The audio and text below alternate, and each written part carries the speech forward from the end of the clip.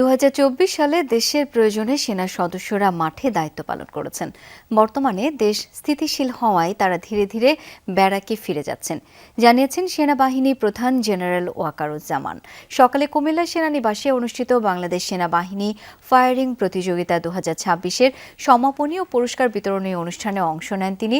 এ সময় সেনাপ্রধান বলেন, দেশের ক্রান্তি লগ্নে সেনা সদস্যদের ভূমিকা জাতি কৃতজ্ঞ চিত্তে স্মরণ রাখবে।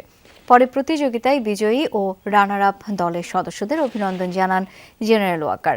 তাদের মাঝে পুরস্কার বিতরণ করেন। প্রতিযোগিতায় 17টি দল অংশ নেয়, চ্যাম্পিয়ন হয় 17 পদাতিক ডিভিশন। আমরা অনেক সৈনিক আমরা যুদ্ধ করেছি, বাট এখনো সম্পূর্ণ যুদ্ধ হয়নি।